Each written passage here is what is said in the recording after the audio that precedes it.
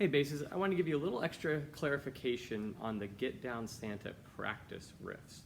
So if you're working on that and you have some questions, hopefully this video will clear that up. Now I won't be playing all the excerpts in this video, but I want to focus on measures 3 and the last line as well, just to show you a few things. So first off, for measures 3 and 4, that second line, we are going to come up here to fourth position, so our first finger is on the D, like where we usually are in third position. First finger on the D, and when you just play that note as a D, but when you just touch it, that's your D harmonic. Straight across from that, over on the D string, is the A harmonic, okay? I'm gonna come a little closer. So if you play those two, if you just touch them lightly together, you get a nice little chord there. So we're going to kind of use our half chop, half bow stroke on that. Now for that B at the very beginning of the measure, that B can be played in the same position. So rather than shifting back and forth like crazy, we're just going to go over to the E string, and B is in that same line. As if there was a tape there, it'd all be on the same tape to B. And so that's straight across from your high D. So we just start that measure 3 and 4 with. So B, and then that A can be open A. So those are the first, 5 notes. Like that. And then you just do that a few times in a row. Let me back up so you can see a little bit of the bow.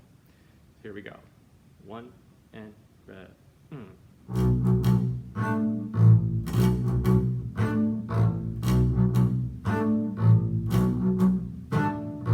like that.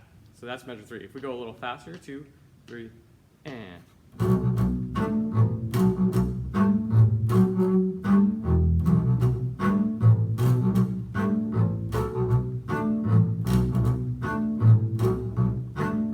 Boy, this bass needs to raise the action. It's a little rattly.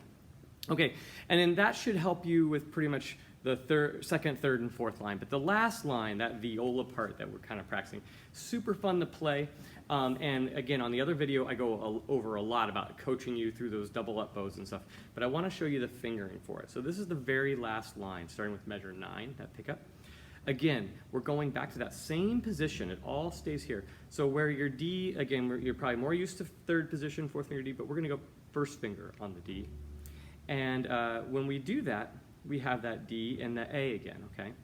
Now you'll notice you start with a B, and it says fourth position. So again, D is here, A is here. Well, if A is that first finger, then fourth finger is B. So B, that's the same B as on your G string in first position. Okay? So we play it up here in fourth position again. That high D is our pivot point there. And we play B, A, and D, all in fourth position. Okay? And those are the only notes you need for that little riff. And it would go like this.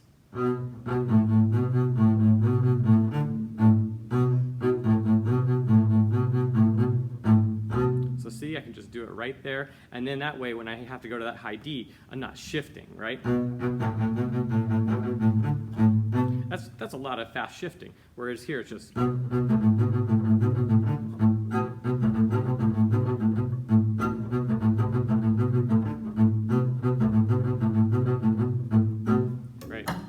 Back, because again, you don't need a lot of bow. Just keep it nice and flexible.